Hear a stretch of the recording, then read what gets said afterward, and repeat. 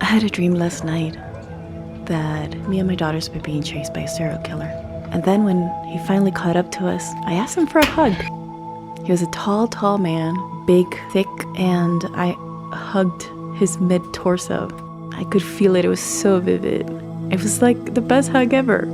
I woke up in a chuckle. Obviously, nothing bad happened in the dream, except the only thing that was memorable was the hug. And it kind of made me think, because everything that goes in our heads has some sort of significance to our daily life. It made me curious, because do I miss hugs? Yes. Oh boy, do I miss hugs. But the question is, am I lonely? And this is a question that so many nomads are faced with. And it's a hard one to answer sometimes. So it occurred to me that a video about it from a single mom's perspective would probably be a good idea. I know when I first got divorced, I felt lonely because of these tasks. Like, these are part of my morning tasks. I usually do a lot more than this, but I felt lonely because before, all of this was split. And then, my kids were 6 and 8 back then, it was all up to me. I was the one that had to keep them alive. That felt lonely to me. Now my kids are 13 and almost 15, and they're pretty self-sufficient. They have plenty of chores, they do their own laundry, they help me keep the house clean, they pick up after themselves. It's become fairly easy, so I no longer feel lonely. And even though they do hug me once in a while, which I do appreciate, they are teens, so it's rare. So that's why I miss hugs. But what about now? What makes me lonely now? Let's get ready to have coffee with Anne. So, random subject for a nomad. Usually I don't talk about this because maybe it's not that important in my life at the moment. But it doesn't mean it hasn't been important in my life in other moments.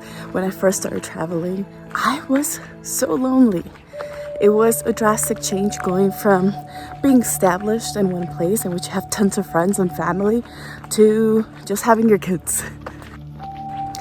So it's something I always like to talk about, because as I meet new people and I meet new friends with different degrees of a nomadic lifestyle, I realize that everybody gets lonely in different ways. So it's something that we often sit down and discuss because it's just common in the nomadic community, maybe even with expats. Now, the positive part of this, right? Having, let's say, no friends in a new place creates an atmosphere in which you're completely open to new people, new experiences, a new lifestyle. You're like starting from scratch. So then everybody becomes part of your experience. Everybody is a new friend to be made. Everybody fills a little pocket in your heart and kind of kills the loneliness slowly. Now, being from a big city, this wasn't always the case. I feel like you're trained to be defensive, you're trained to be on the lookout. You're not trained to make friends. You're trained to keep yourself safe. There's a little bit of vulnerability that comes with opening up to bringing new people into your life.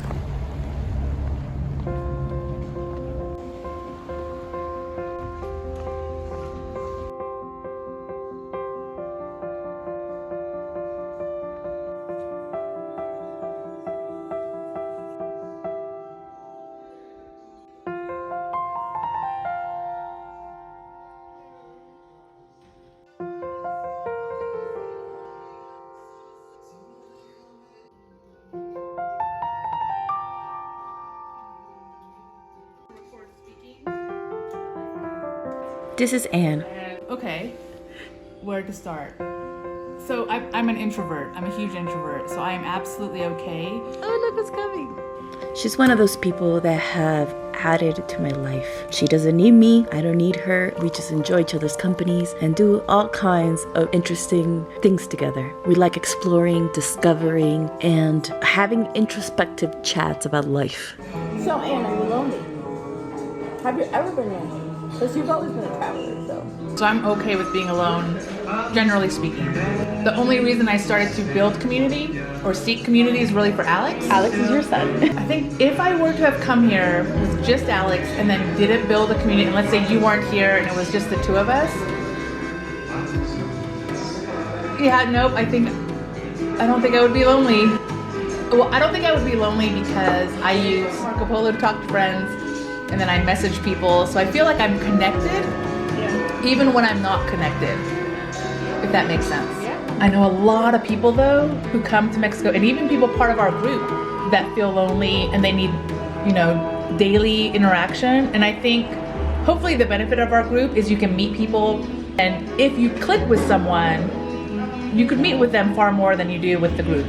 And the group she's talking about is when we first got here, we kind of put a call out to parents to see if they were interested in our kids hanging out together. And ever since, the group has been growing, and we meet at the park or at like a coffee shops and places like that. Like we date. What about dating? Do you date? Have you ever thought about dating? So I do think about dating. I do occasionally miss, I'm gonna use the word companionship. I miss sex. That's what I miss. I think we could say that in this video. Yeah. So I'm not a one night stand kind of person, so I definitely, when I'm ready for that. So this brings up a good point, because one time me and another friend were talking, and Anne said that the only way to have like a stable relationship would be to be at a location, right? Or settle or something like that. If you wanna hook up, you can do that anywhere. Hookups are whatever. If you want a boyfriend, if you want a life partner, if you want somebody that's potential husband material, there's gotta be stability enough to establish that relationship. So my question was, like, is there a degree of selfishness that comes with being nomadic, and does that prevent you from having a successful relationship? Oh yeah. Yeah, I travel for me and my kid. Anytime I'm not being selfish, it's because of my child. The idea of adding, again, a third person that I incorporate into my reasons for travel, that will take time. And honestly, I don't stay still long enough, in my opinion, for that time to be established. As few single moms that are out there traveling, and there are a decent amount of us, so it's not ridiculous, but as few of us there's even fewer single dads. I mean, on YouTube alone, there's like one that I know of. Maybe two. One in Australia and one in Mexico. There might be some that don't say that they're single dads, just like there are single moms who don't advertise being a single mom on YouTube. But yeah, in terms of, have you met a single dad traveler? No, not in person. Yeah, I've never met a single dad traveler in person. I've met many, many single moms. I think if you wanted a date tomorrow, you could easily get it here. Anywhere where there are expats. Locals might be harder. Well, you're bilingual, so local maybe you could do as well, but from a non-Spanish speaking perspective, you could get a date tomorrow. I think there's enough apps to meet people. There are enough bars to where you could literally just walk in. I assure you there are more men than women always at a bar. So yeah, if you, that's how you do it if you want to date. Well, yeah.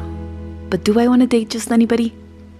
I agree with a lot of things Anne said about dating. I currently only date when I go back to Miami because that's where my kid's dad is and my family is. It's the closest thing to a home base that we have. If what she's saying is true, that you would have to lay some sort of roots to be able to be with somebody, that would be the place, at least for a little while, until I find something I guess we both like. Having said that, I do prefer dating nomads. But also, like Anne said, it's so rare to find a single dad that lives nomadically with their kid. But most of the people I've dated have been single dads, so I seem to have a preference for that. Mainly because I am too old to have kids. I'm 43. I'm kind of done with that part of my life. But also because they have been through it and they understand what it's like to center your life around children. Now, I've met men that say that they would love to travel with me, yeah. Has that ever happened? No. It's usually left in the idea category. I think unless you have actually lived the nomadic life, you can't truly imagine what it's like to live the nomadic life. A lot of people feel like you have to have a lot of money or have a giant bank account or a savings account or, I don't know, do a lot of planning. I don't think that's the case. It wasn't the case for me or a lot of the people that I've traveled with. So it makes it more difficult for somebody to actually make the jump from normal life or traditional life to a nomadic life. So I'm back home to get the kids and get them ready for their hangout. I do at times worry if my kids get lonely. I mean, after all, like, we are away from family and the friends that they created back home in Miami. But there's so much more in the world to see that trumped that fear for me. And then I have people that I can create community with, like Anne. And if you haven't seen her building community video, I totally suggest it because it gives you an insight of what we do as single moms to create community for ourselves and our kids. I almost have 500 subscribers. What? Thank you guys. Like, YouTube is hard, so it's so like rewarding when you achieve certain milestones, and it's all thanks to you guys. Did you bring your battery pack? Yes. Good, because I have your cord. That's weird. It's being weird. Can I ask you a couple of questions? About what? What about you? Can I ask you a couple of questions?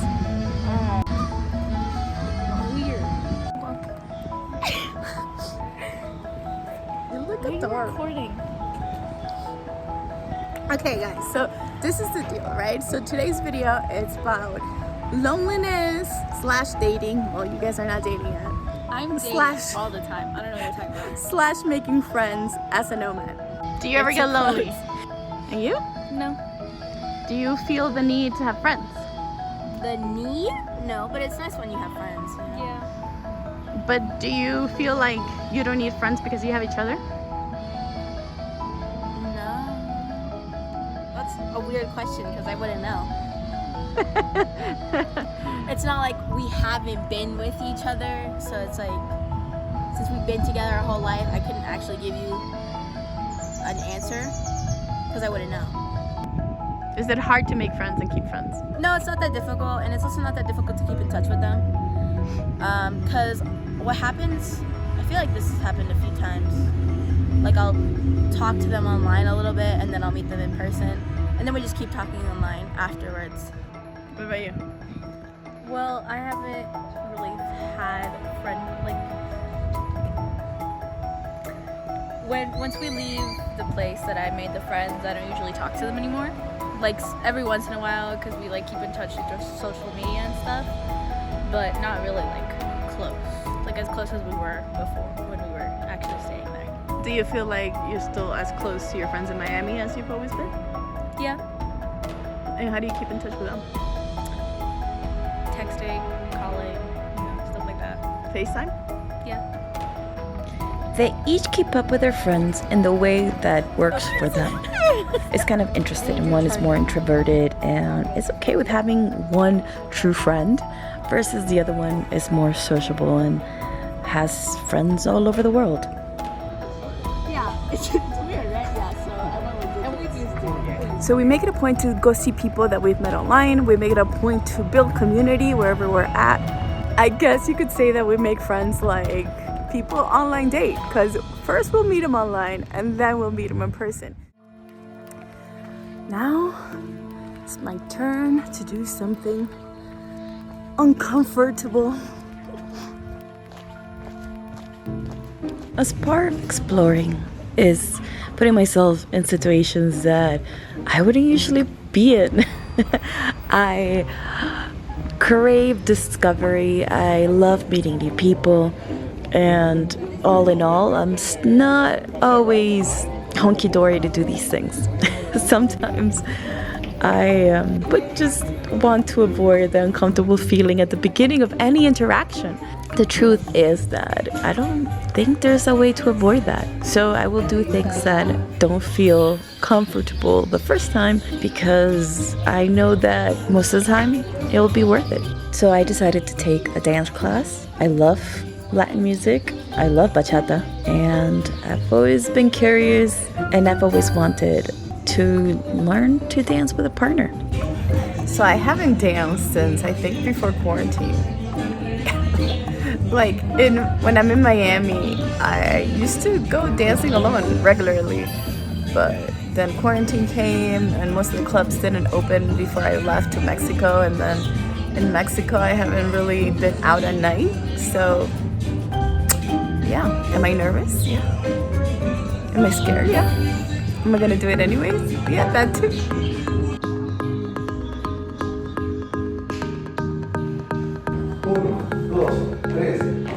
5, 6, ahora, por la izquierda. 1, 2, 3, 5, 6, 7, 1, 2, 3, 4, 5, 6, 7, 8, 1, 2, 3, 4, 5, 6, 2, 3, 4, 5, 6, ahora, 1, 2, 3, 4, 5, 6, 7, 8, y de regreso, igual 2, 1, 2, 3, 4, 5, 6, 7. That was so much fun. So why do I consider this part of my loneliness video? Well, there's no better way to connect with people than just getting out there and experiencing life. It's as simple as walking down your street. This amazing shop, which I'll put the link down in the description. It brings a gathering of humans to hang out together and chat with this amazing chef that, you know, tells you his life story as he prepares the food, and you create a connection. And like I said at the very beginning, it all becomes part of your story. Every second, every person you come across, every person that prepares your food, every person that you share space and time and a conversation with. Like, these are things that if you have this in your life, there's just no way that you can be lonely. I think loneliness comes from the lack of appreciation of every little bit of life around you. The happiness, each moment, and things like that. Now, does this mean that I don't eventually want to have a partner? No, not really. I would love nothing more. But there are so many things that would be a must. And kindness and a sense of self and being able to explore and appreciate every second of their day, or me, or the people around them, would be a must. Because I love the life I live, and I could only bring somebody into it that will add to it, that will intrigue me, that will be intrigued by me, and that will make each moment just a little bit better.